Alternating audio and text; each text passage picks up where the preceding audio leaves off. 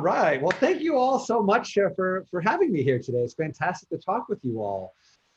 So what I'm going to talk about today is something called it's called the GDELT project. So GDELT project.org, and I should have had that on my opening slide, but it's in the abstract as well. So the GDELT project is really this idea about attempting to essentially catalog human society. The idea is to create a real-time open data catalog of human society, and that includes cataloging physical events across the world, cataloging narratives, cataloging emotions, essentially trying to catalog society, if you will. And so to do this, the GDELT project is basically we scoop up news media from across the planet, 152 languages, 65 of those we machine translate, and I'll talk more about that in a minute. And we bring all that to bear. Try to see, oh, there's a chat feature too. Oh, that's exciting. I'm getting used to Zoom here. But yeah, so the idea of the GDELT project is really about, can we essentially take all this information from across the world, bring it in, process it, and then generate sort of this live open data catalog. So, what does that look like in practice? So the GDELT project is many different data sets all in one. We have, obviously, at the core, news, academic literature, books, television, imagery, and many other different types of data sets that I'll be walking through here today. And one of the ideas of GDELT, again, is to reach locally across the world. And so, obviously, historically, a lot of in fact, the majority of natural language processing, so much of it has focused only on English. But obviously, much of the world's materials, especially news content, is not in English. And so this is essentially a map of all the locations that GDELT has drawn information from over this 3-year period. And here it is colored by the primary language content about that location. And so again, it's a very multilingual world out there. And this actually came to bear, there's a very interesting story with this actually. In 2014, in the aftermath of the Ebola outbreak, we actually did a postmortem to ask, when did we see the earliest signals of the Ebola outbreak? And we actually found out that through a broadcast partner, we had actually gotten transcripts of television and radio broadcasts that actually cataloged a lot of the early stages of this outbreak. But they were in French, and so we at the time period did not translate them. So we actually embarked upon this large-scale project to add in mass machine translation. So today we monitor 152 languages. So we basically scoop up global news media in 152 languages. We live translate 65 of those into English, and soon to be actually a lot more. And what's interesting actually is in December, there's actually a startup in Canada called Blue Dot Global that actually applies their machine learning models to our annotations, and I'll come to that in a minute. But essentially, we produce sort of this live annotation for each article. We list themes and topics and locations and so on. And they basically built a machine learning model that takes that, analyzes it for evidence of pandemics, and actually sent out an early alert actually in late December about this based on local Chinese language reporting of this early stage SARS-like viral pneumonia. So that's actually a kind of a neat little side story. Now, one of the questions you might ask, well, why did you choose to machine translate all this material that comes in? And really the answer to that is that, one of the things that we're most interested in is processing material across the world in its original form. So many of the tools, of course, that are so many of the off-the-shelf open source tools historically have been English only. So we've adopted sort of this initial phase of machine translating things in English and applying tools on top of them. And we've actually been doing a lot of work around things like sentiment. So I'll come to that a little bit later, but one of the interesting things that we found is with sentiment, for example, when we apply some of these, so some sentiment packages are available in versions for different languages and an English version. And in those cases, we've actually tested many of these packages with their native versions for each language, and then translating those into English and applying the English language version. For most of those packages, we don't observe a lot of difference there. And so this is actually one of the things that we're very interested in. One of the areas I'll come to is we are starting to do a lot of work, trying to work in different languages across the world. So you might say, so you can imagine with the GDELT project, we had this fire hose of news content pouring in from across the world. And we define news as anything that people might use to become informed. Some of that, may be something like the New York Times. Some of that may be state-owned press. Some of that may be more partisan press. Well, again, because our goal is to ask, for example, if you ask, well, why is, hydrochlorine, I can't even pronounce it, why is that drug all of a sudden, popped into, global prominence, being able to walk back and understand, well, where did this narrative come from? How is that spreading across the world? So you can imagine this fire hose of news coming in. We machine translate from 65 languages.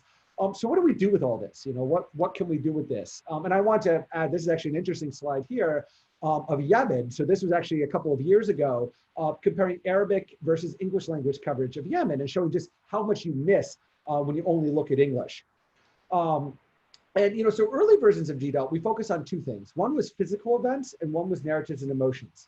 So the idea is that we would take a news article, for example, Ukraine condemns Russia, and we take that sentence and we would use grammar-based, so very early versions, we use strictly grammar-based codification.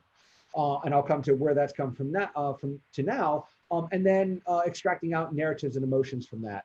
Today, GDELT actually encompasses this huge range of different data sets that I'm going to touch upon today, from our knowledge graph, which is metadata annotations, imagery, which I'll talk about the OCR from that, television, which is both OCR, ASR, and a lot of the interesting complexities on doing NLP with that, front-page graph, differencing graphs. I'm going to touch upon all these different data sets here today. In terms of technical infrastructure, essentially today, so GDELT lives entirely in Google's cloud platform, making heavy use of its compute engine, its different machine learning APIs, and things like BigQuery to do a lot of the analyses. You'll notice some of the examples I give here, a number of them actually utilize BigQuery. So what does this data actually look like? You can imagine this fire hose of content that comes in. As a natural language researcher, what can you do with that? So one of our actually newest data sets we've just released is something called the Global Quotations Graph. The idea of this data set is that we go through news content from across the world every minute, actually. So this particular data set starts at the beginning of this year. And every minute, we go through all the coverage we've monitored in the past minute, 152 languages. We try to extract out any quoted statements in there. So if a news article is about something that says, President Trump today announced, something in quotes, you'll have that quote, the statement that he made, and then up to 100 characters before and after to give context to that statement. So you can do that. Now, again, attribution assessment is very, very complex because you could imagine a sentence that says, Donald or Dr. Fauci said such and such after Trump criticized him. Or you could say Trump criticized Fauci for saying such and such, or Fauci said after being criticized by Trump, such and such. So we don't attempt to do attribution here. Our goal here is simply provide those quoted statements and enough context for you then to perform attribution assessment on top of it. But the goal of this really is to try to understand narratives around the world. So for example, take shelter in place. So obviously with COVID-19 being a big focus right now, there's a lot of, we've received a lot of requests in terms of people trying to understand what are government officials across the world saying. So for example, here in the United States, there's been a big resistance in some parts of the country to wearing masks. And so, we got a lot of outreach from a number of government officials across the U.S. trying to understand, why do people, why are people in some parts of the country accepting masks and why are some people resisting that? And so one of the things actually we did is actually use this a version of this data set to actually go through and compile statements by public officials in the United States about masks. And it was actually quite fascinating because you actually find January, February, March, early parts of April, you actually found even the CDC and other national health authorities and local health authorities across the country saying don't wear a mask. Even surgical masks should not be worn by American citizens. Unless you're symptomatic, unless you're actually showing symptoms. Otherwise, absolutely no reason to wear a mask. And it's really fascinating because we actually traced this narrative and all the different forms it took and all the different localizations it took. And so this becomes a powerful way where you can then see that kind of that moment where it's don't wear a mask, don't wear a mask. And all of a sudden those very same officials in a space of 24 hours now saying everyone should be wearing a mask. And so this becomes a very powerful data set to try to understand What are the statements that are being said by elected officials, by health officials, and by others? What are they essentially saying? Who are the people that are saying it? So again, a way of kind of understanding the world. So you can do very interesting things. So here's a very simple example using, so the data set's available as JSON. You can download this entire data set as JSON files, or we also have a copy in BigQuery. So here's an example of doing a simple question for what are statements that include the anti-malarial drug on this particular day. And what you get back here are top 4 quotes that appeared the most often in use that day. For the URL, I just picked up an article at random. So you can see, here's an interesting one about the VA. Here's obviously a statement from the president. Biggest game changers in the history of medicine. Here's some interesting statements about supply chain.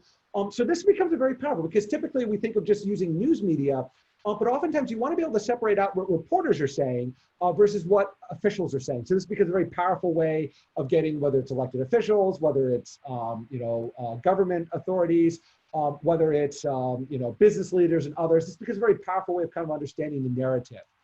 Another data set that we've just released, and again, that's all available today. Another data set we just released is something called the Context API.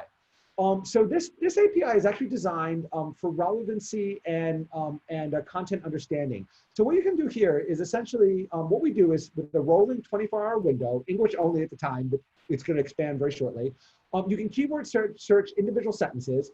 And basically what we'll do is you type in, for example, COVID and ultraviolet.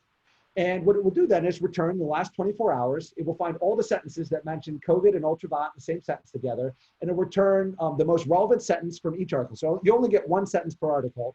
But what it does then is you basically get this ranking essentially of the most relevant sentences that relate to that. Now what you can do is very interesting things. So you can ask, for example, let's say you want to do a Q&A system. Has Donald Trump ever met Al Gore?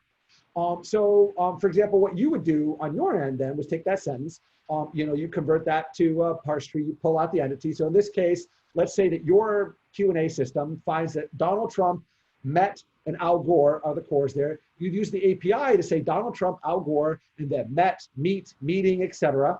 You get back results like this. Met Monday with, now again, this example obviously comes from a while ago. This actually comes from Trump's, when he was still president-elect. This is actually, again, a very powerful example of, so the Context API, it's a RESTful API. You simply submit, it supports CSV, JSON, JSON-P outputs. And so it's a very, very simplistic way for you, for example, to do sort of real-time Q&A. You can imagine doing a voice Q&A system where someone could ask, what's the status of France's lockdown order today? Or what did Boris Johnson, what's the latest on the UK's quarantine orders? So it would be on your end, then you would devolve that to a set of keywords. You would then use this API to look for sentences that mention those keywords together, and then get back these brief result snippets. And that becomes a very powerful way. It's really, we see this as being useful for things like Q&A or things like narrative assessment.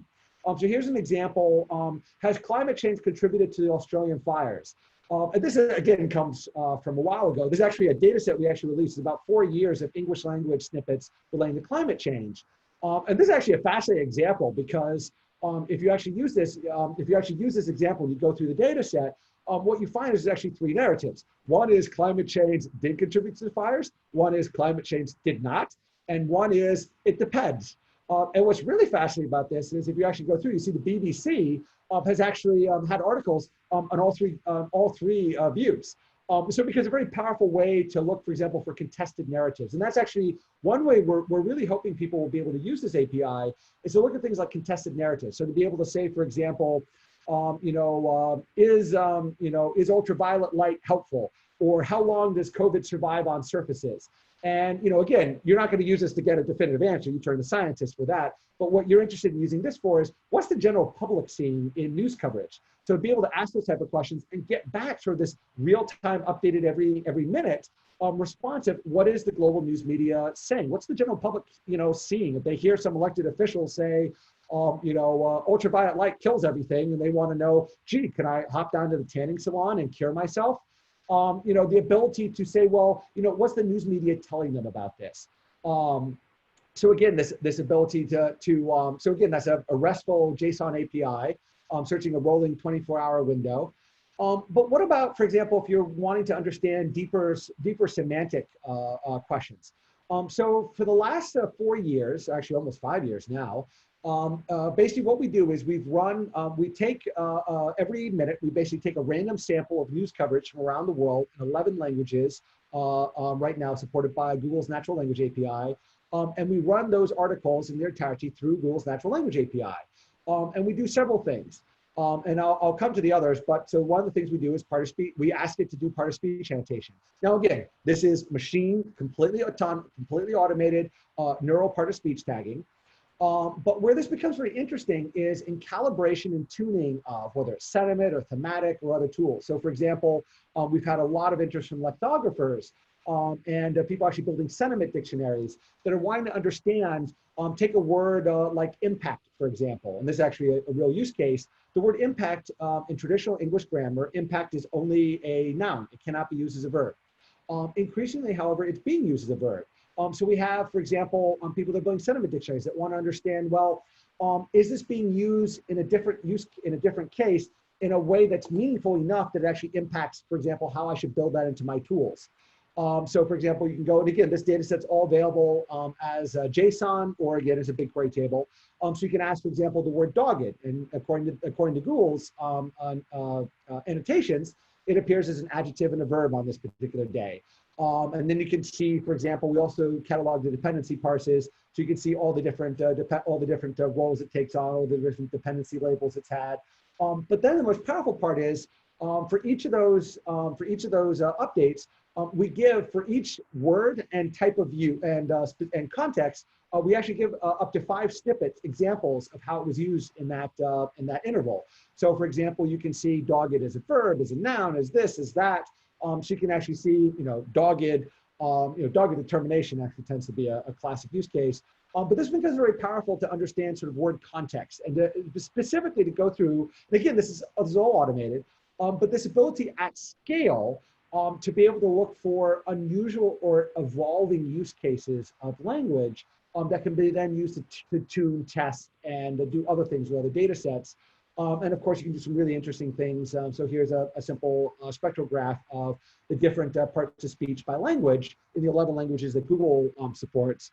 And again, to those that speak the languages, it's no surprise. But again, being able to do these very macro level linguistic assessments. We also have a geographic graph. So this particular case, what we do is we take each article, so we actually support all 65 languages, but this particular data set right now is English only and will scale very soon. But essentially what we do is since 2017, we go through each article in this particular data set, English only. We apply a full text geographic geocoder to that. We extract out a location. So if it says Paris, we use the context of the article to disambiguate Paris, France. And then we give you a snippet of typically up to 100 or so characters on either side. So this allows you to do some really interesting things. For example, you can say, give me the text around Angela Merkel. And so then, of course, you can do a simple geographic graph. But more interestingly then, you could use that and do some really interesting natural language understanding of, what are the types of descriptive words that appear alongside of her? What are the topics and issues? What are the statements that are coming in about her with respect to different locations across the world? Is the British press maybe focusing in a more negative light on her than say other parts of the world? And you can do some interesting things like, for example, this is locations in California where the word quarantine is mentioned in context with that location. But then you could also compare, like this is a comparison against Google Trends data showing the news media was focusing on California and quarantine before the general public starts searching about it. So you can do some really interesting things with that. Ngrams. So this is a massive set of data sets that we compute.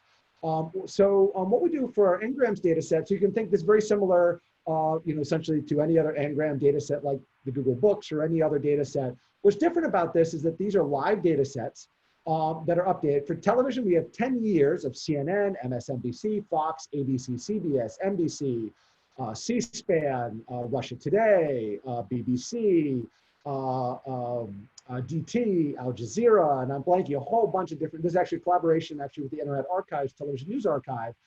There's a rolling 24-hour window, and typically the last 3 days it takes a while for them to be processed because of how long it takes to go through the archives pipeline. But the end result is an Ngram data set going back 10 years. for each of these stations, where in 30-minute increments, you have unigram and bigram frequency histograms. So this allows you to do some really interesting things. Now, for television right now, it's English only. Maybe there might be a few Spanish stations in there. Primarily English, primarily American stations right now. But the goal of this data set is to allow you to do these sort of large-scale linguistic assessments. And I'll come to that in a second. Also, for the past year and a half, we also generate on worldwide online news coverage that we monitor, all 152 languages. So obviously for space segmented languages, those are unigram and bigram word shingles. For non-space segmented languages, so whether that's Chinese, Japanese, etc. We don't attempt to do word separation there, largely because obviously to do word separation, you would be using a probabilistic or neural model, which again, would defeat the very purpose of doing this. And so in those cases, they're character Ngrams. For the web content, that updates every minute. So you can do some really, really fascinating things with this. So this, for example, actually is television Ngrams. So we're looking at our site language. So for example, how often does a television, looking at pronouns. So how often does CNN or MSNBC or Fox talk about those and they and them versus us and we and ours? You can actually see some really fascinating things, the election of Trump, the Mueller report release. You actually see these fracturing points of the media from fundamental linguistic usage like pronouns. I and we in the COVID-19 era now, everything is everything now in the COVID era, everything on television is about we and us now. It's all about bonding, which is what you would expect to see theoretically, but you can actually see that at scale here. You can do interesting things like gendered pronouns. How often does CNN, MSNBC, or Fox mention he or him versus she or her? So the use of gendered pronouns. So we can do some really fascinating analyses of what is the basic, essentially what is news media using. And what makes it so powerful is because the sources this comes from. In the case of television, it's the totality, 24/7 of what's on this, of what's being uttered there. What becomes very powerful about this is you can use these really interesting things of comparing different television stations and networks. You can look at you can look obviously thematically at what topics they're using, but also things like, are they using inflammatory language? The basic building, what types of pronouns, the basic building blocks that are there. You can use sentiment dictionary. So this is obviously regressive imagery dictionary. Looking at anxiety, and we can see actually the exact days where that begins to surge upwards. This is actually a really neat one. Extended Moral Foundations dictionary actually comes from, I think it's UC Santa Barbara. It's a really fascinating group there that actually looks at they essentially have this dictionary that takes text and establishes moral foundations out of that. So you can imagine, for example, a news article that says, you should all stay home, period. You can imagine a news article that says, we should all stay home for the good of society. This is critical for us to do this, and really talks, at length about why we should be doing these things, and uses a lot of descriptive language to sort of that transition from clinical to descriptive. So this is actually an example of a dictionary. Simply take the Ngram data set, run it against this, and you're able to measure these really powerful dimensions. So again, very, very powerful for doing things like macro level sentiment. And again, if you want, so again, this is at the scale of time, or for example, but in the scale, if you want to look at particular topics, you could use things like the context API to say, for example, find mentions of ultraviolet light and COVID. Is the descriptive language there? You could then make an Ngram of those results and then run that through a sentiment dictionary to ask, is this vague or hedge language? Is this dismissive language, et cetera? Obviously, you can run this through trend detection. You can see, for example, when Ebola starts coming back in the news, you can see, for example, a surge here. This was an example showcasing how you could do trend detection, something like Hurricane Dorian. You could, for example, using trend detection simply on the bigrams, you can see that all of a sudden this phrase is now surging forward in the news. And so you can start doing early warning types of things. We also have a set of APIs that are freeform APIs. So the context API, you're searching individual sentences. In return, you get that, English only, and you get that snippet back. We also have something called summary. So this is the URL, summary.gdeltproject.org. So this is a RESTful interface. Now again, for all of you, obviously, programming is no issue. But this actually becomes very powerful if you work with, say, a subject matter expert. This actually tool was designed, so let's say you're working with a subject matter expert that's not a programmer, but they specialize in a particular area. Maybe, for example, different comorbidities for COVID. They can use this then to come up with essentially a search string Then essentially what you get back is the underlying, so there's a user-friendly, it's just a thin wrapper around the API, but then under that, simply by changing the output format from HTML to JSON or CSV, you now can get back those very same results in a computational format. And for television, you get a brief snippet around every mention. So you can do very interesting things around this. For television, it searches all 10 years, so you can actually do some really interesting analyses around that. For online, it's 2017 to present. You're searching here the machine translations on all 65 languages we translate. Very soon, you'll be able to search all 152 languages and get back native. So you can do interesting things on television. You also then see what are the type of shows. You can see like the anti-malarial drug. It gets covered more by personality-driven shows, primarily on Fox News. So you can also start doing, for example, partisanship of a term. Is this term, so using this API, so for example, using the Ngrams, you can say, hey, here's a word that's really surging now in the news media. Using this API, then you can say, this term's being covered equally. CNN, MSNBC, and Fox, they're all covering it pretty evenly. It's all on news coverage. Or you can say, hey, this term is only on one of the 3 channels and only on the personality-driven shows. So this tells me this is a partisan-driven term. And that's actually a really interesting dimension that's lacking for most types of NLP tools. You can also do some, again, these are different examples of simple keyword queries and doing interesting, comparison volumes and so on. We also have a very interesting, another tool. We've run 10 years of ABC, NBC, and CBS Evening News through Google's video API. And since January, we've run CNN 24/7 through it. And since beginning of April, we've run 24/7 Fox News, MSNBC, and BBC through it. And what we do is we have essentially Google's video API, watch that television show 24/7, and it does a number of things. So visual label recognition, show changes. But one of the things we have it do is do an OCR of all the on-screen text. So what you're seeing this collage here is asking if any of the places at real Donald Trump shows up on screen. So you can do some really interesting things here. Here's actually an interesting thing we've been working with some researchers on, is understanding who's telling the COVID-19 story.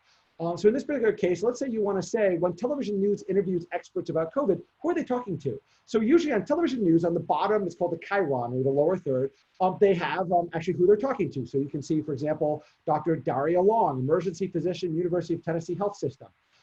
So what you can do is, because we're OCRing all this second by second, you can just do a simple regular expression. Say, find all the instances of doctor space such and such, and then their affiliation. And with a single regular expression, you can instantly make a day-by-day chronology of all the doctors that they've been interviewing on screen. So you can do some really, really interesting trivial analyses that actually become very powerful for understanding who's telling that story. And of course, you can then combine that with the visual assessments. You can say, find what text is on screen when there's a bookcase in the background, or, all these different fascinating things. It's also very powerful. So it actually OCRs somewhere, a couple hundred languages now. So the top one's actually ABC News. So you have a text roll there, but you have Arabic along the bottom of the screen, because it's actually Taliban media, Umar media, that they were showing a clip from. Again, you get that as part of your OCR stream.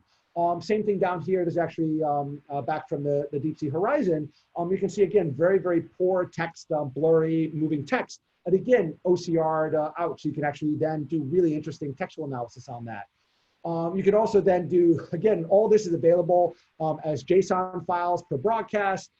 We have the raw JSON directly from the API. We also have, we do not output the automatic speech recognition, but we give you basic statistics from that. Then we also do, for television since 2009 to present, for online 2017 to present, we take a sampling of this coverage and we run it through Google's natural language API and ask it to extract out all the entities that were present.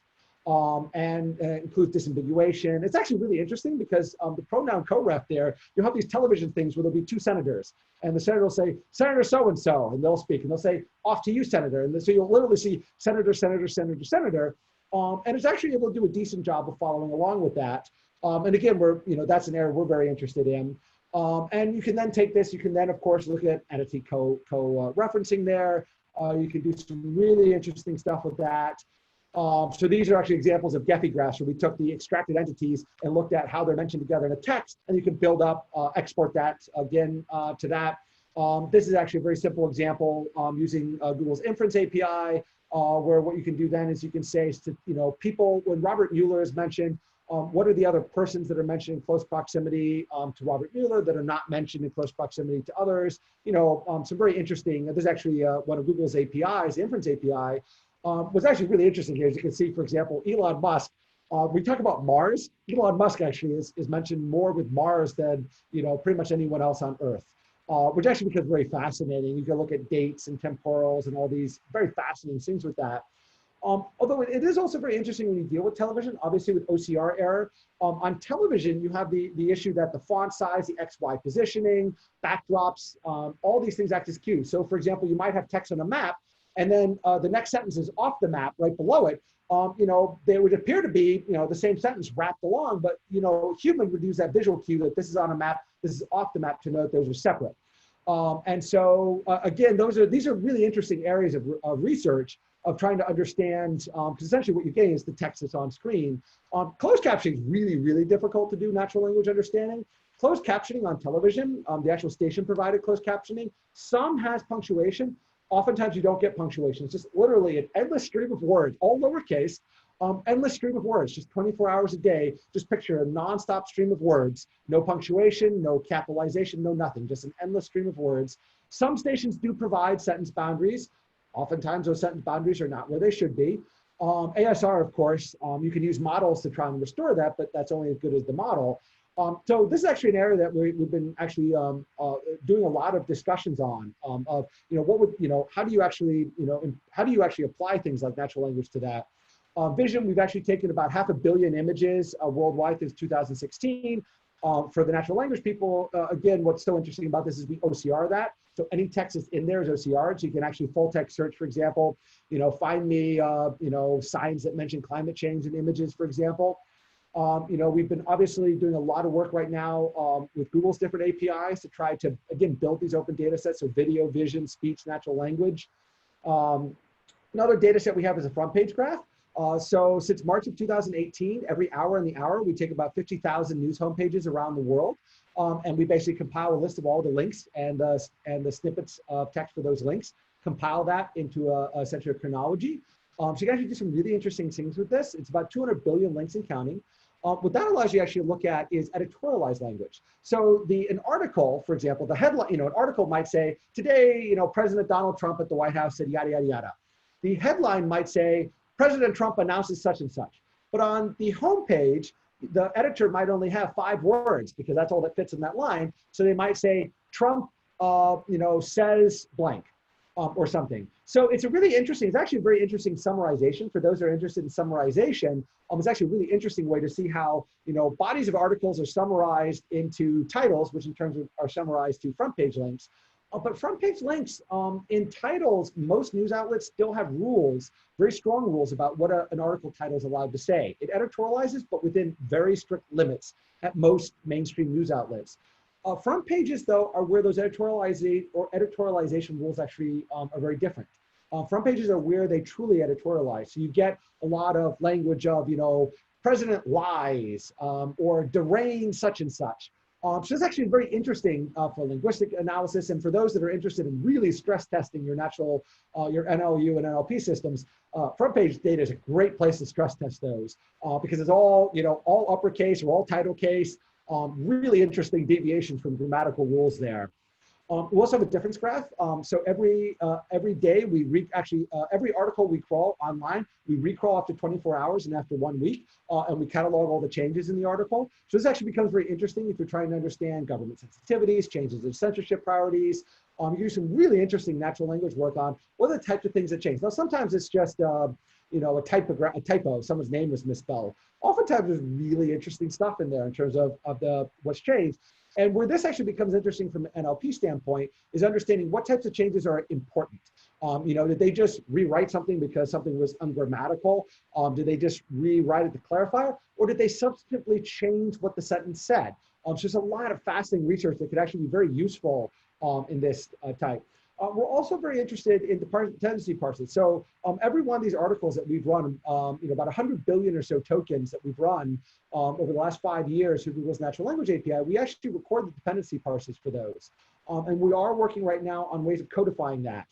So this is actually an area that we're very interested in. I would love to hear from all of you in terms of What are ways that we can codify this type of information? One of the things that we're very interested in is ways that we can codify statements of claims in a news article. So let's say a news article says, Donald Trump today said, UV light could, pose the question, could UV light help us combat COVID? So what we love to do there is actually codify that into, president says a statement, and then the statement is, UV light help combat COVID. And we're very interested in that because there's a huge amount of interest in the fact-checking community, for example, on understanding contested narratives. So to understand, for example, that the media over here is saying this, but the media over here is saying this, would be incredibly powerful to be able to identify proactively contested narratives, to be able to say, here is a statement that there are two wildly different answers to. Or maybe more than two wild, like the example I gave of the climate change, where, if you ask, is climate change responsible for Australia's wildfires, you get a whole portion of the media ecosystem that says it is, a whole portion says it isn't, and a whole portion that says it depends, or we don't know. And the same outlets, like BBC, runs coverage in all three categories there. And so what we'd love to be able to do is find new ways of being able to catalog that, of being able to take this information, whether it's through dependency parses, whether it's through others. Obviously, again, this, the notion of codifying is obviously an unsolved and very active area of research right now. So what we're interested in is again, obviously no one's going to solve this problem overnight right now. Incredibly brilliant people are working on it. What we're mostly interested in is what are incremental data sets that can enable that? For example, would outputting noun, verb, noun triads assist? Would outputting basic, basic clausal summaries of dependency parses be useful? I would love to hear from people that have ideas of different types of data that we could output from this.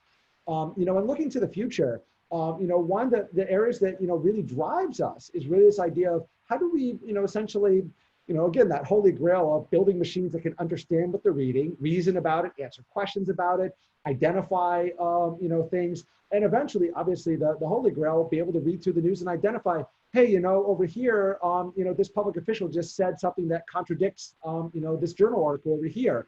Or, hey, there's two different, there's the WHO and the CDC are issuing contradictory guidance. Again, that's sort of a holy grail to be able to identify these contradictions or to be able to identify what's being said. Because again, that becomes a way that you can, assist fact checkers, certainly with giving them and say, hey, here's a contested narrative. Sort through, see if you can find out, is there even an answer, or is this still an area we don't know? What's the, role of such and such in this disease? To what degree do asymptomatic carriers, do something? The ability to then connect, obviously, news coverage to, to scientific literature, all these different answers. These are key areas that we're very, very interested in working with all of you on. Another area is things like television segmentation. So this is actually television broadcasts. Again, you may see in your channel lineup that, hey, it's ABC Evening News right now, 30-minute segment. The problem is what we need to be able to do is take that, the ABC News broadcast and say, hey, there's actually 6 different stories here. There's no segmentation for that. And again, things like camera changes. So again, a visual similarity doesn't always work. In fact, does not usually work. And evening news broadcasts are actually a worst case scenario because they're so fast paced. They're just rapid fire. And so, for example, a story on something might, they might say, and in Washington, here's so-and-so talking about, now we go live to South Africa. Now we go live to Paris. Now we're in Beijing. Now we're here. Now we're here. So it can be rapid cut. So visual similarity isn't useful. One of the things that we've actually been exploring is using, for example, textual similarity on the transcripts and looking at those. So actually, Google actually in their AI experiments, I think it's called AI experiments, is actually one of their areas of active research. And one of the things that we've been using is one of their experiments. You actually go to their site. It's natural, I think it's called natural language summaries, natural language similarity. And the goal is you hit it 2 sentences and it sees whether the first entails the second. And so again, entailment. And so we actually got some very, very interesting results on that because that even gets the fact where it says, climate change is a big issue today, period. Next sentence, we go live to so-and-so to tell us more about it. And so again, be able to do that. We're also very interested in these issues of things like bridging closed taxonomies. So for example, when you do visual, today, the state of the art in visual recognition are closed taxonomies. So essentially, for example, Google's vision and video tools recognize about 30,000, actually, sorry, let me rephrase that. In television news content, they recognize about 30,000 distinct objects and activities. Again, broadly, probably way more than that. In television, they recognize this. So when you see television, what you get essentially is airtime, for each second of airtime, what it saw in there. That's how we summarize it, actually at the frame level. But then for, say, closed captioning, what you get back is, closed entity. So if it knows an entity and disambiguates it to Wikipedia, or free form, where it just takes every, entity based on context. How do you bridge those? How do I, for example, within Google's taxonomy, there's the Google Knowledge Graph, which we are both our entities and the visual entities all output with. So you guys can take a mid code, for example, and see that, the visual entity for a polar bear on screen, correlates with this entity for its polar bear. But how do you do that more broadly? If we're trying to understand, to link the visual and the textual narrative, how do you do that? And that's actually an area we're very interested in for true multimodal, because traditionally you have sort of natural language understanding, you're the visual assessments people. You don't have a lot of these holistic analyses in production. And that's something that we're very interested in. And again, just how do we really advance sort of the state of the art? What are the types of open data sets that we can use to try to, understand the world around us? So that's essentially sort of a very short answer. Essentially, is you can think of GDELT as this is both a production data set. So essentially it's a live production data set updating every minute all the open data. But it's also an incubator to try to understand what are new ways that we can understand content around the world. Again, if any of you have tools that can do really interesting things, again, we're really interested in exploring different ways that we can try to, reimagine, how machines can understand content around the world. I see some of the questions, so one of the questions, different media types. So yeah, so that's, again, today we process video, imagery, audio, and text. OCR, again, it's Google's OCR, so it's a couple hundred languages now, if I remember correctly. For text, again, right now we support 152 languages. Again, for many of those languages, actually, there are a number of them that there is no machine translation. So for sentiment, for example, we actually do load in, we support about 2,000 to 4,000 emotional dimensions now from a whole bunch of different dictionaries that we apply. And these range from English dictionaries that we apply to the machine translations to dictionaries designed specifically for individual languages. And we're very, very interested in that. That's actually been a really interesting area with Google's natural language API because it does support 11 languages now, applying that to that. And that's actually something we're very, very interested in is, again, applying more and more natural language tools there. There's questions on, let's see, I'm looking at some of the questions here, working with traditional, news content. Yeah, so this is an interesting one. Translation of Chinese, for example. And so for us, actually, we use a mixture actually of statistical and neural translation. As neural translation gets better and better and better, obviously, we take a very pragmatic approach. One of our challenges is that, we're trying to monitor actually beyond 152 languages. Our goal actually is to get anything that really comes in a written form. Obviously, we really push these boundaries of tools. We run a lot into these Unicode issues of, some, particular package doesn't support Burmese, for example, or, you run into an extended character that causes some other package to crash. So it's really interesting when you try to deal with the entire planet to the best of your ability. You run into a lot of these interesting edge cases. Translation is a really interesting one. This is actually one of the areas that we're working on right now is allowing more processing. And there's actually going to be some new tools coming out soon that will make it easier to do direct language analysis. So for example, native language search, because again, machine translation, so much is lost in translation. Doing machine translation makes it possible. So you can ask, for example, what's the entire planet saying about COVID right now? And be able to get the best that we can provide of that. But for example, we've been working with some Korean scholars. And what's interesting there is, they give us a lot of translations relating to COVID, coronavirus, et cetera, that a lot of the major machine translation tools are not picking up properly. And so this, again, that's one of the things that we're very interested in. We actually already have some tools in place where we're beginning to go through, we're actually assessing what are the words that slip through translation, where the translation models don't have translations for. One of the things we're working on, and we're hoping to make this into a data set soon, is actually sort of a live daily update of, here's the terms that we can't get translations for, can people help us? Or, and that can also be a use case to others that are building translation models. So this is, obviously a big issue. Let's see, sampling. So sampling, so for most of our data sets, so for example, our search data sets and all those, that's everything we monitor. We basically, again, no one gathers all news content on Earth. That's, that's an impossible challenge, even with infinite budgets. I actually did a piece a number of years ago, actually, on the US and British governments, since World War II, have actually operated as part of their intelligence communities, processes to try to collect news content across the world. And actually, just, budgets of the billions and billions of dollars. And I actually did a piece on that a couple of years ago and showed that even with their infinite budgets, you can only scoop up a fraction of what's out there. Again, we try to grab we try to get as much as we can across the world. We make we make a best effort assurance. That's all you really can do. For many of our data sets, they're not sampled. They're everything we monitor. For those that are sampled, like the natural language API, so that's the entity, the part of speech data set. Those for periods, those were longest, those were sampled by longest.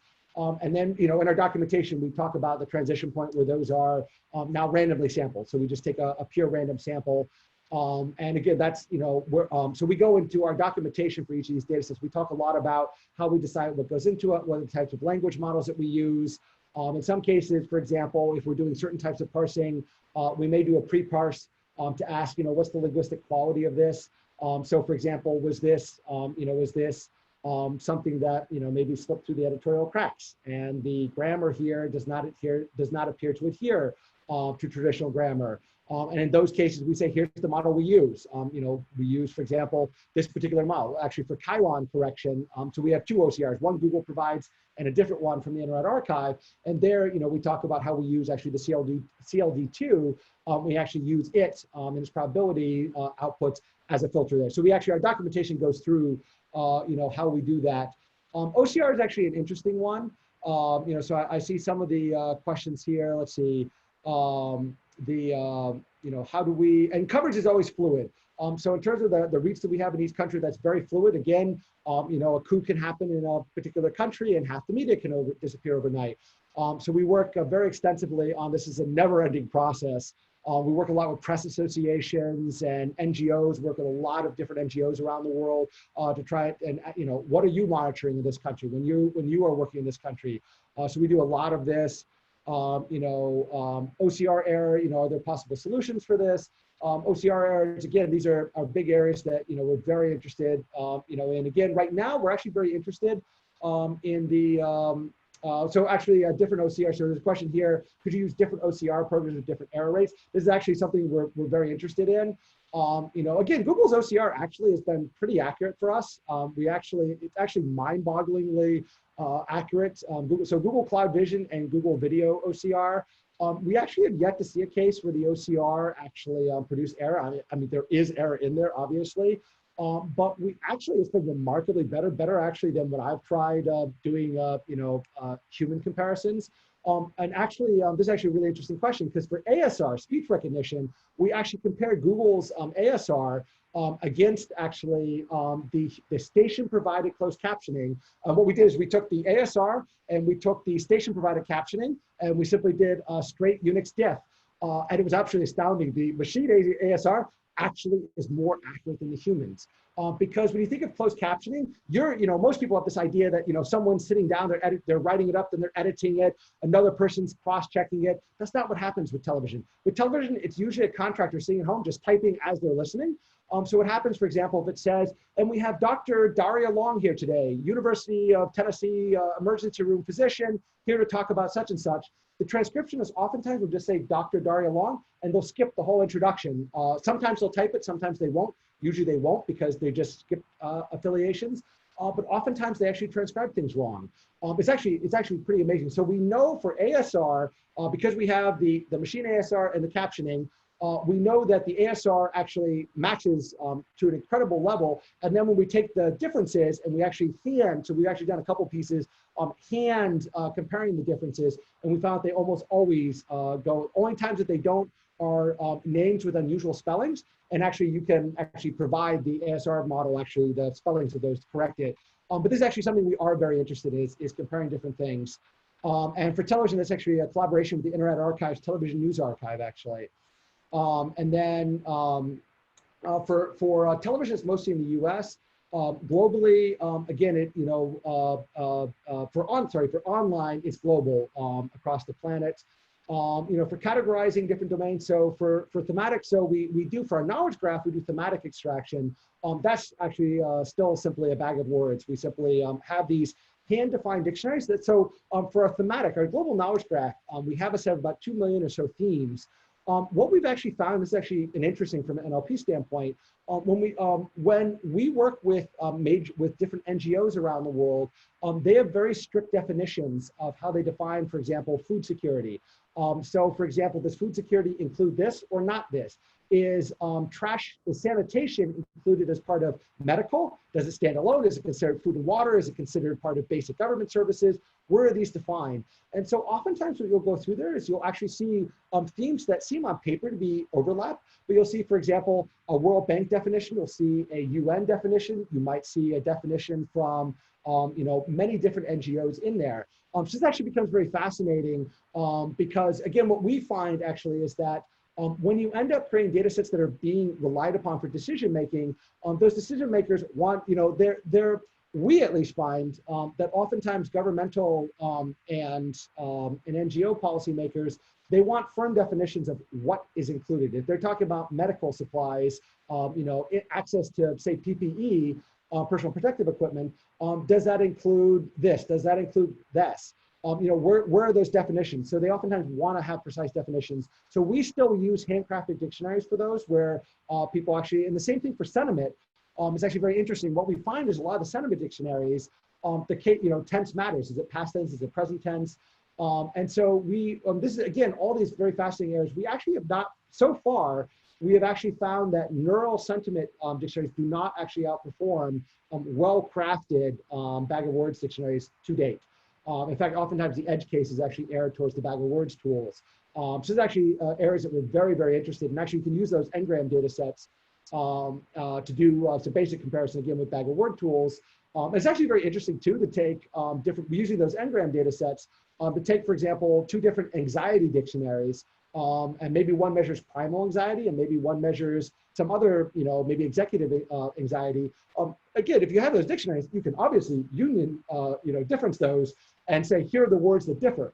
The question, of course, comes in is, here's a word they differ by. Does that word ever actually show up? Does it ever actually make a difference? And so the Ngram data sets become a very powerful way where you can actually take these dictionaries and you can actually say, yeah, here are all the words that differ between them, but here are the words that actually matter. Or more interestingly, language evolution. So what we find is some of the dictionaries that are actually heavily used today. Again, a lot of the sentiment mining dictionaries. If you actually go back, the training data sets or a lot of the core words that are added or have been induced actually trace their roots backwards through time. And oftentimes they don't necessarily understand context. So obviously the word cool showed up in many older dictionaries as a non-emotional word. Then of course it shows up a lot as a positive word. Then it starts kind of deviating. The word Monday actually is an interesting one because we've done a lot of evaluations of commercial dictionaries that have been induced. So induced dictionaries where they were machine learned. And obviously, we find the word Monday tends to show up in a lot of those as a negative word in different contexts. And it's very interesting because it tends to be very brittle. The word Monday in this context has no connotation, so you do your standard tests. But then if you do an extended regression test, you start coming across all these places where Monday certainly has a negative connotation.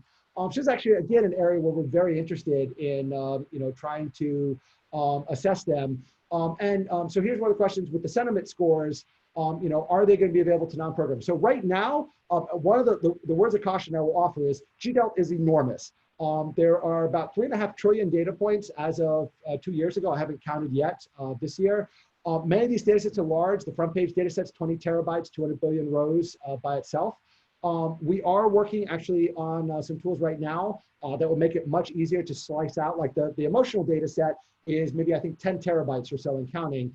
We are working on a set of tools right now. There actually are some R packages and Python packages that people have written to do that. That still, of course, requires downloading 10 terabytes to your local machine. So we are actually working on some slice and dice tools that will be coming out in the next probably 60 days that will allow you to go through and say, for example, I want this and this and this emotion, and then be able to slice and dice those out. So all these things are GCP. So we run all this stuff on GCP. A lot of our dictionaries, though, all the like the sentiment, those range from open data. Some of those are open dictionaries. Some of those are commercial dictionaries that people provided under license. Again, we provide all the documentation. Everything we do, we link out to here's how we do it. So either it's a off-the-shelf tool, it's a commercial tool, et cetera. And I think I'm kind of coming to the end of the presentation here, but I think I'm getting the signal. But yeah, so this is fantastic, and I'll be happy to answer questions in the breakout anymore. And again, it's just gdeltproject.org. And go ahead and we have loads of interest here, and most people are sticking around. So go ahead and continue answering questions. Okay. So lots of stuff. And so, so duplicate and similar articles. This is a fascinating question. So the question is, how do you reduce, how do you deal with duplicate articles? So let's say there's an AP wire story and, 100 different outlets run it. So that really revolves around a methodological question, which is some people, if you're doing factual extraction, you just want one article. But oftentimes what we find is people are doing narrative assessments where they say, how is that, maybe like this wire story, some people run its entirety, some people clip it. Do they clip this paragraph? Do they clip this paragraph? What did they cut? And is there a reason for that maybe? Maybe an article says, today the President Trump announced that we should all, take such and such malarial drug. And then the rest of the wire story is about why you shouldn't. Maybe some outlets clip that. So all it says is the White House announces you should take this drug. Maybe others get rid of the part that the president announced and just focus on the science part. So narrative assessment is a very common request. And then also being able to, so one of the areas that we actually will be rolling out very soon. Oh yeah, and the other part of that is you're trying to understand where it shows up. So for example, take the anti-malarial drug. What are the news outlets that shows up on? Do they tend to be in a particular space in the media ecosystem or not? Where is this narrative appearing? And so we are going to be releasing very soon a clustering data set that will actually do similarity clustering. So essentially what you'll get is a similarities matrix of each article, basically sort of essentially a very similar clustering data set. We're very interested in this actually, because obviously there's a lot of unsolved work in multilingual clustering, because one of the things that we're interested in, like here's actually a classic example. There was a knife attack in Germany, maybe I want to say 2 years ago, somewhere in that range. It was very interesting because you saw, for example, one news outlet referred to it as, a criminal knifed someone. It was just a normal knife criminal attack. Another one was a terrorist attack. Another one was a mass slaughter. Another one was, crazed immigrants do such and such. I mean, you had wildly different, and again, these reflect the different parts of the media ecosystem, internalizing that and contextualizing it to their different readerships. For us, we want to be able to liken a common criminal knife attack, one person stabs another person, to mass mayhem, terror attack all over the place. We want to be able to understand these are similar. But this is a very complex situation. After the Boston Marathon bombing here, initial news reports reported anything from 0 dead to huge numbers dead. Because again, you have sort of this real-time information stream that's coming out. And it's very difficult oftentimes, that's part of actually what a lot of scholars are interested in, is trying to understand what are these differences here? What are they, they're trying to understand what are the contested narratives here?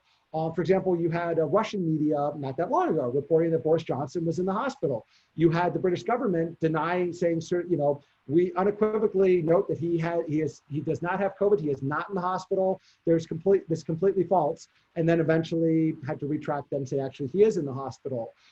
And so this becomes interesting because then you start asking, well, when did it show up in the Russian press? Were they guessing? Did they know? What are these overlap periods here? So we are looking at a number of different solutions to do this. We're actually approaching both from statistical and neural different approaches. Again, we're looking at many different ways of doing this because, again, there's Even something as it's you know, again, it's you know, amazing. Even something as simple as clustering, it's still a very difficult challenge. But for us, the most difficult challenge really is this question of where to draw the line. If two articles basically, you know, are about roughly the same topic, where do you say that there's a deviation here? And you know, so for example, if one is about the latest COVID death counts in, you know, in Alameda County, here's the local death counts, and another article is about, you know, looking at the broader picture of, you know, the COVID's impact across the country, across the world. Are these the same, you know, should these be clustered together or not? So we're basically looking at different types of similarity scores for that. But then also looking at this issue, some of these broader issues of, for example, if I see an article reporting that, you know, someone, you know, there was a death today from COVID somewhere, and another article reporting a death, are those the same or different? So we're looking at that.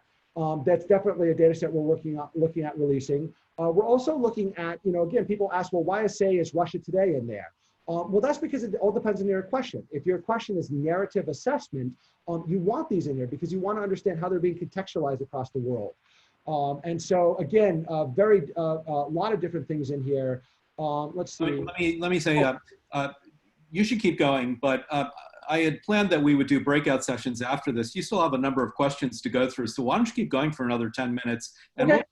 we'll just do the breakouts after the next meetup, which is going to be on May 26th. So keep going, Kalev. Okay. So interesting translation of COVID. And this is actually an area where one of the things that we're actually working on right now for machine translation, we use a number of different things. We use Google Translate, Google Translate's API. We have a number of statistical machine translation.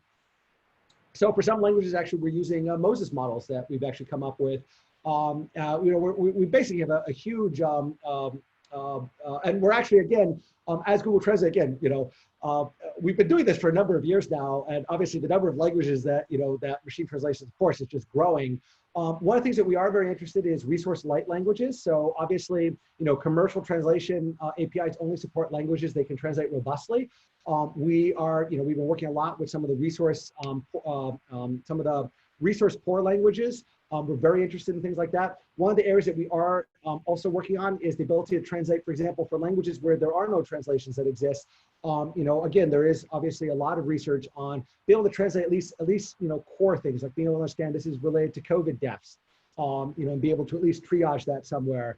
And we are, one of the things that we are working on right now is this ability to live feed in translations. So we're gonna have actually community support. So as, for example, things like COVID, and as it goes through different names, whether it's, you know, again, a lot of media still refer to it as coronavirus. In fact, on television news, it's still primarily coronavirus. You know, others is COVID-19, SV, whatever the scientific name for it is, and all the myriad different, you know, names are used. So this is actually a big area. Let's see, another question, do you plan to connect them to other knowledge graphs, except for using Wikipedia? So the Wikipedia connections, I totally forgot to mention this. So for entity extraction, we run a random sample each day of about 100,000 or so articles through Google's natural language API. Google actually assigns, if it's something in Google's own knowledge graph, it assigns a midcode to it. And then for most of those that they assign midcodes to, they also disambiguate connecting to Wikipedia. So Google basically connects you to Google's own knowledge graph and to Wikipedia. We also, as a parallel data set, take everything that we monitor in English each day, and we do a very simple, a straightforward hidden Markov model, you know, part of speech tagger, and then a simple grammar-based, you know, noun phrase extractor.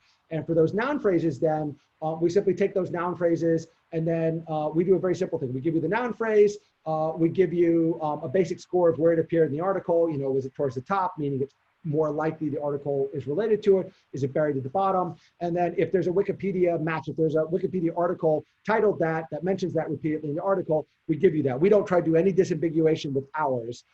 Because again, the idea is to say, here's a straightforward classical noun phrase extractor. You know, how does that compare to different types? So there's kind of like a baseline. So we consider the Google's natural language API to be, you know, here's a state-of-the-art, you know, neural system that's, you know, obviously constantly being improved. And then here's a traditional, you know, straight noun phrase extractor. So this is actually, right now, so again, Google just, you know, they do their own knowledge graph, they do Wikipedia. For our noun phrase thing, again, we just give you the noun phrase. We connect it to, we basically say, there is a Wikipedia article of that title. We don't try to tell you whether they're related or not. But that's actually an area we'd be very interested in is, again, using context, using those extracted noun phrases, you could actually do a lot of contextual disambiguation there. And we're very interested in connecting other types of knowledge graphs. One of the challenges, of course, is that, because we update continuously across the world, one of the challenges is, like, for example, in Google's case, as the Notre Dame fire was occurring, within very short order, the Google Knowledge Graph actually added a whole new entry about that. And so suddenly there's actually a Google Knowledge Graph entry for Notre Dame Cathedral fire. And so that's a case where that's a knowledge graph that's actually evolving in real time. Wikipedia, again, Wikipedia updates reasonably fast as well. That's actually one of the things that, we're very interested in. Again, because we are, updating in real time, we need knowledge graphs to do update, but we're very interested in this, especially things like, again, Wikipedia is a wonderful data set. It has a lot more representation in English and in the United States and Western Europe than it does in other parts of the world. Speaking as someone with Estonian heritage, I can say that, other languages of Wikipedia, there simply have not been as many contributors, updating it. So you lack a lot of entries there. And so, again, we're really fascinated in, again, people that are building these, these fascinating knowledge graphs, again, very, very fascinated in talking more. Let's see, what kind of training or feedback to capture trending topics that may not be in historical data? So I guess the question there would be, so that's actually, we can use, for example, the Ngram data set to track, things that are trending in real time. We are very interested also as we go further back. So GDELT actually goes back to 1979 for our different data sets. Actually, the knowledge graph very shortly will go all the way back to 79, which is kind of when you get a critical mass of born digital material to be able to do that with. But again, we also have the books collection. So another collaboration with the Internet Archive from several years ago with their books archive. We actually worked with them, and that got about 200 years of public domain books. And we did a lot of work with those. So I was actually going back to 1800. And so we did a lot of work with those. So we're working a lot. One of our goals actually is to be able to essentially go further and further back and be able to sort of, adjust the fact that, in the 1800s, book production was expensive. As you get closer and closer, when you hit the digital era, all of a sudden there's a skyrocketing number of books because it's cheaper to do. In the print news era, there's a fixed amount of content per day. For television, there's still a fixed amount of content because there's 24 hours in the day. But all of a sudden now, with digital, you kind of have there's a couple of periods of enormous growth. And so again, these are all areas that we're really fascinated in. And how do you kind of normalize across that? How do you deal with news articles that are retracted and revised? So that's actually where the difference graph comes from. So the difference graph actually came specifically out of that need to be able to ask, because one of the things that we find is because we're tracking things in real time, we get a lot of stuff before governments have had a chance to censor it. So in the case of the COVID-19 outbreak, back in late December, the Chinese language news media was actually writing about this. There's actually a fair amount of coverage about this strange viral SARS-like pneumonia of unexplained origin was the quote. And that was going, there was actually a decent amount of coverage of that. Now, obviously, once this actually became a big deal, obviously all of that material vanished.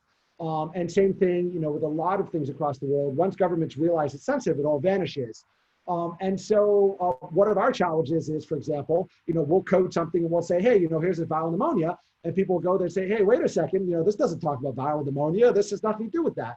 So this is actually one of the reasons for creating that differencing graph is this ability to create this live sort of chronology of, what's changing and being able to understand. There's a lot of interesting NLP work to be done there because, for example, if a sentence was changed, if an article changed from, so-and-so did, such and such, and then it's rewritten, totally new words, but maybe it factually says the same thing. It's difficult to obviously separate that from a rewording because news outlets will do this, especially in political news. Obviously, there's the famous case with the New York Times with the Bernie Sanders article where it did this very glowing piece about Bernie Sanders in 2016. And then within 24 hours had rewritten it completely to be this really negative, scathing attack piece. And, that's a case where, you need to, how does the machine differentiate between something that's been rewritten? It says the same thing, just instead of, it says, hey, Bernie Sanders did this. The last article said it was good. Now the article says the same thing, but just says it's a bad thing he did that. How do you separate that and identify that and differentiate that from something that changes the factual statement that it says he did this and now it says he didn't do that? These are really interesting, complex cases, and we're really interested to see, like, because what we really want to be able to do is understand substantial or substantive differences. So to say that, all they did here was reword it to make it grammatically better. The last one was a little bit questionable. All the editor did was rewrite. There's been no, different words, different structure, but it says the same thing. Even the adjectives are the same meaning versus something that's been totally, substantively changed. So these are really interesting things so that's where the differencing graph comes in. And again, we're very, very interested in that. So another question, what granularity do you compute sentiment at? So right now for our GTM, which is where we compute all these different dimensions, we do that at the document level right now. We are actually with the context API, and the geographic API, you can of course do those at much granular levels. So that's actually something you can do with the context API is ask, for example, Donald Trump and you ultraviolet, or actually, I don't know if there's anything today in the last 24 hours, but let's say you just say ultraviolet and COVID, you could then actually, use that context to do that. For the core stuff, we do at document level, mostly because we work mostly with the psychology community on those sentiment dictionaries. And there actually is a very interesting divide right now. In the computer science, realm, there's a heavy focus on entity level sentiment. In the psychology community, at least in a lot of the scholars that we've worked with, there's more of a pushback against entity level sentiment resolution. A lot of methodological arguments against the very notion of that, based on simple textual recovery, especially as people try to get at the meaning of an author towards a subject. There's a lot of complexities to the way in which that can be described. So we are very interested in that. We also have yet to find any entity level sentiment tools that are really robust when you actually apply them in the real world. They break down a lot and in ways that can skew the results too much, but this is an area we're very, very interested in. One of the things that you can use is, again, that context API where you can do your own kind of, proximity and parsing the dependencies. One of the challenges and one of the other interesting things is that, especially with news content, outside the opinion pages, a lot of emotion is expressed in these softer ways. So for example, like pronouns are a great example of this. Trump actually, like one of the analyses we did a while ago, when Obama was president, it was always President Obama. With Trump, it's just Trump. And that's an interesting case where, that's not really an emotional label, but that's actually an interesting way where you're kind of, or for example, some media will refer to, they will refer to a gendered pronoun or to doctor, for example. And they will, for example, someone that holds a doctor, they may not refer to that person as a doctor. They may not give them the authority that their title affords. And so these are actually really interesting cases that we're beginning to understand of why, some news outlets do that and under what context. So these are interesting areas. Again, that is sentiment because you're essentially stripping away someone's, the credentials and authority they've gained. So there's a lot of interesting stuff there. Questions on, but again, entity is something we're very interested in. News sprawl. Oh, Seth. I think we do need to wrap up. Okay. But there's obviously a huge amount of interest here. So I pasted in the chat the webpage for the GDELT project so people can follow it there. Do you want to give people any further contact information to get in touch with you directly? Yes. Here, let me just use my email. How do I type this? Go to the chat. So let me pose to you two questions that are here in the chat. Michael Smith wants to know how big your team is, including engineers, data scientists, and contractors. And then someone else, Paul Trezotko asked, how can people start contributing to the project? What's your team like, and can people contribute? So yeah, so actually, so I am GDELT actually. It is a team of one. Obviously, it's not possible without all these other APIs and open source tools that are out there. So, I'm the one creating the project and bringing all these tools together. But, obviously, it's an incredible, that's one of the things I love about, about doing these types of analyses today, the open source world. There's so many amazing people. When you reach out to, a lot of package developers, they're, so happy to help and answer questions and do a lot of things. So I am the team. But at the same time, again, making use of all these different tools and APIs, we love to have people help. One of the, obviously one area that a lot of, especially in the academic world, a lot of people have sentiment dictionaries, or they have other things that we can drop in as is. A lot of people built tools around it. Just incredible number of actually things that people built around these, especially the APIs now, to do different visualizations, different analyses. A number of journalists now are starting to do some really interesting analyses, doing things. And so, yeah, basically, interesting analyses using this data are huge. Like, let's say you've got an interesting use case. You're interested, let's say you're in the environmental world. You're interested in, poaching on, either ivory or poaching, all these things. Use these data sets. Find ways of doing interesting visualization. That's a huge way. But and in terms of the actual, again, all these data sets are designed to support different types of NLP, cases. Otherwise, definitely reach out to me. We're very interested. And again, it's if there are tools that, hey, this is a really interesting tool, doesn't take a lot of CPU power, again, if you say, hey, this thing needs, a petaflop of GPU power, it might be kind of difficult to run that. But if you say, hey, this is actually a pretty easy little tool and it can do some really interesting things, that's something we're always interested in talking more. We've done a lot of targeted data sets, like for climate change. We released for a lot of climate change NLP researchers. We released a targeted data set for them. So very, very interested. I put my email in the chat. And yeah, just love to hear from all of you.